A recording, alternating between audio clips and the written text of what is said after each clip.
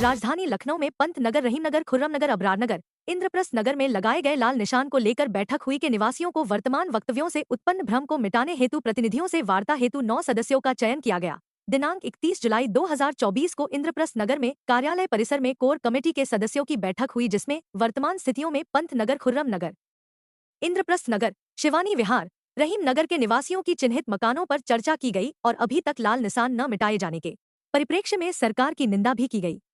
जी, क्या समस्या रही जो आपके बैठक हो रही है? इसका मेन कारण जो कल आपके द्वारा माननीय मुख्यमंत्री जी के द्वारा जो वक्तव्य जारी किया गया है, वर्तमान में हमारी इससे पूर्व में माननीय मुख्यमंत्री जी संग जो मीटिंग हुई थी, उसमें साफ तौर पे कहा गया है कि जो चिन्हीकरण किया गया है उस पर तत्काल कार्रवाई की जाएगी।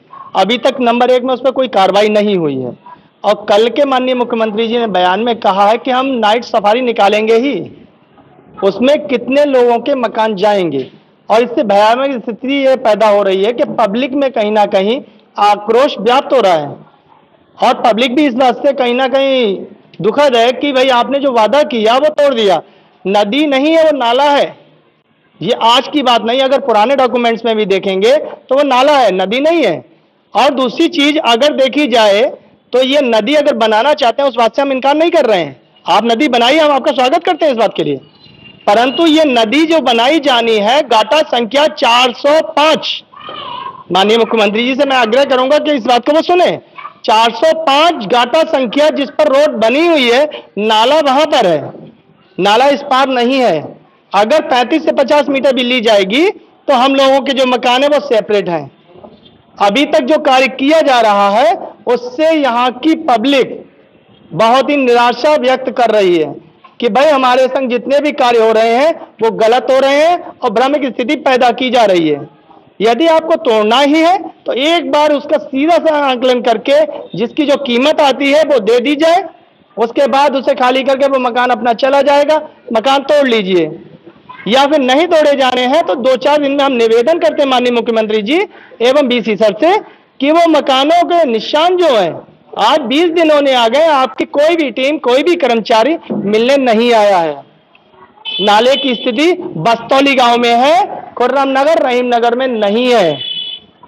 नंबर 2, जो उन्होंने कहा है कि वर्तमान में हम नई चीज बना रहे हैं, नई चीज बनाई जाती है, अखिलेश जी ने भी बनाई, गोमती बनाई, अच्छी बात है, उसका हम सम्मान करते हैं। संग में आप इसे रिवर फ्रंट बनाइए, नहाने लायक बनाइए। आप ही माननीय मुख्यमंत्री जी ने कहा था कि इसको ऐसा बनाएंगे कि छठ पूजा पे लोग इसमें स्नान कर सकेंगे, परंतु आज की डेट में क्या है, आप नाले की बात कर रहे हैं, नाला आज भी उसी में गिर रहा है, नदी तो नहीं है, नाला है, गंदगी सफाई नहीं हुई है, आज भी उसमें उसी प्रकार गंदगी समाई हुई है।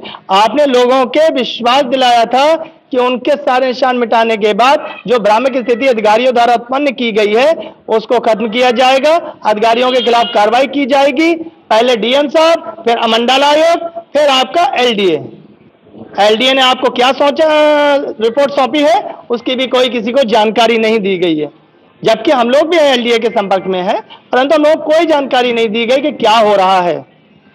तो मेरा एक ही निवेदन है, यदि मकानों को तोड़ा जाना है तो उनका जो उचित मुआवजा है वो आप दे दें। अगर नहीं है, 35 मीटर का दायरा आपका क्लियर है, तो आप उसको निशानों को हटाने की कृपा करें।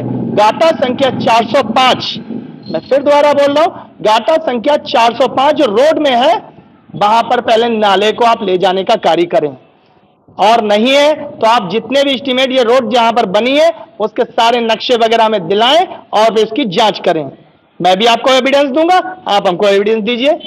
हमारे अध्यक्ष महोदय भी इस बात पर सहमति हुई थी, सभी लोगों के सामने सहमति होने के बाद आज सरकार अपने वक्तव्य से कहीं ना माननीय मुख्यमंत्री जी पीछे हट रहे हैं, जबकि हमें हमेशा हमने भी देखा है, आपको पूर्व में भी हम गोरखपुर गए हैं, आपकी बात कटती नहीं है, परंतु आज मुझे यह लगा कि लाल फीताशाही और अधिकारी केवल आपको चलाने का कार्य कर रहे हैं, तो यह दुखद घटना है। जहां बीजेपी को सभी लोग एकजुट होकर के समाज की सुरक्षा होगी, विकास होगा, आज विकास की जगह विनाश की ओर ले जाने का कार्य है, यह गलत है। भाई जब आदमी नहीं होंगे तो नाइट सफारी में घूमेगा कौन और कौन उसे देखेगा। चीजें खत्म हो गई थी वो फिर से शुरू हो रही है। माननीय मुख्यमंत्री जी ने जब एक आशा दिया था कि आपके मकान नहीं तोड़े जाएंगे, लाल निशान हटाए जाएंगे, तो हम लोग बहुत खुश थे। पूरी गली कूचे हर्षो उल्लास से भर गया था। बच्चे खुश हो रहे थे, नाच गा रहे थे, ढोल नगाड़े बजा रहे थे। लेकिन जो मुख्यमंत्री जी ने वक्तव्य दिया है विधानसभा में, वो अत्यंत ही दुर्भाग्यपूर्ण है और हम लोगों को द्रवित करने वाला है। हम लोगों ने सोचा था कि हम मकानों में सुरक्षित हो गए हैं, सरकार जितनी जगह है उसी में अपने कार्रवाइयों को पूरी करेगी और हमें परेशान नहीं करेगी। लेकिन इसके बाद भी बीसी और दूसरे अधिकारियों द्वारा आज तक लाल निशान नहीं हटाए गए। रिपोर्टें हुई कि सिंचाई विभाग ने एलडीए को सौंप दिया है, एलडीए ने बीसी को सौंप दिया है या और लोगों को सौंप दिया है, मालूम नहीं। लेकिन आज जो स्थिति बन रही है वो नाले को जो नदी बनाने में लगे हुए हैं, ज़बरदस्ती नाले को नदी बनाने में लगे हुए हैं, उसमें तो रोड़ा आ रहा है। अब अगर नदी बनाएंगे तो जाहिर है बहुत सारे लोगों के मकान जाएंगे। उन्होंने तो ये भी घोषणा कर दी कि हम जो है लोगों को मुआवजा देंगे, जबकि पहले बात हुई थी किसी का मकान नहीं तोड़ेंगे। और सर हमको तंग करना पड़ेगा, हम व्यवस्थित नहीं हो पाएंगे कि हमारा समझूत कागजात है क्या।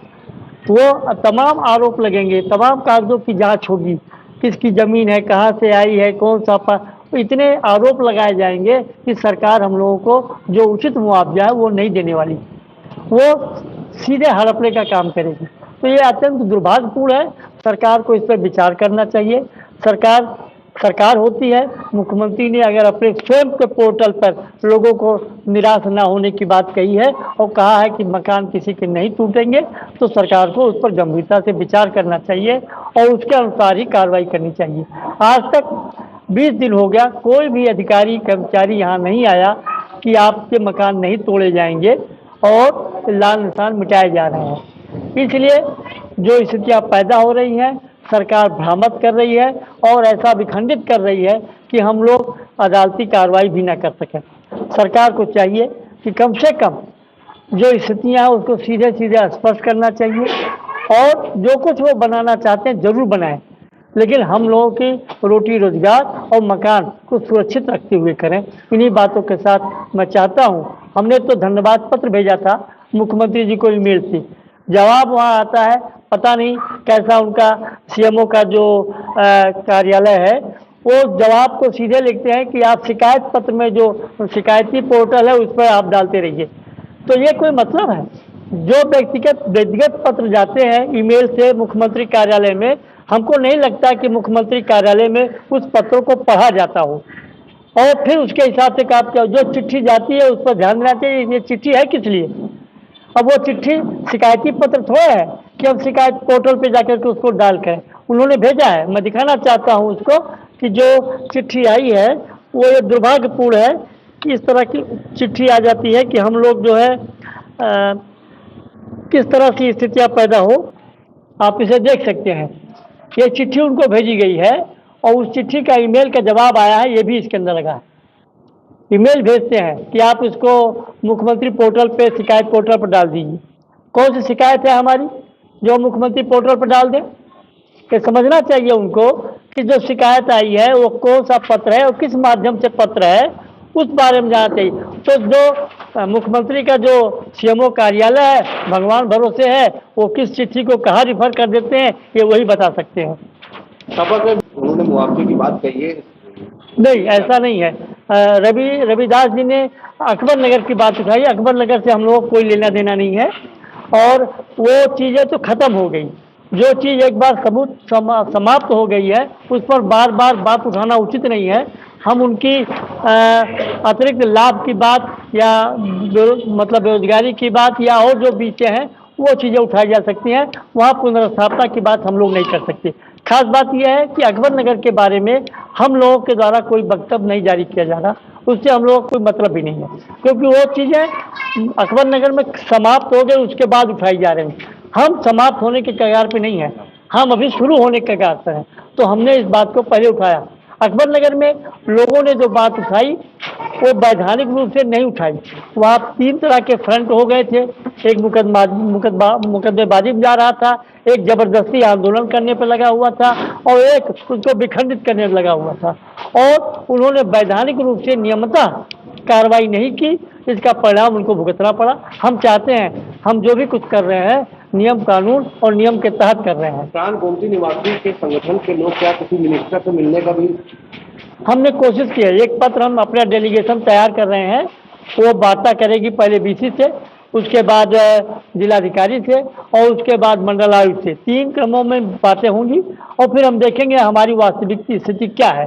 उस वास्तविक स्थिति के बाद हम लोग प्रयास करेंगे कि माननीय मुख्यमंत्री जी से हमारा अलग से एक डेलीगेशन वहाँ मिले। जी।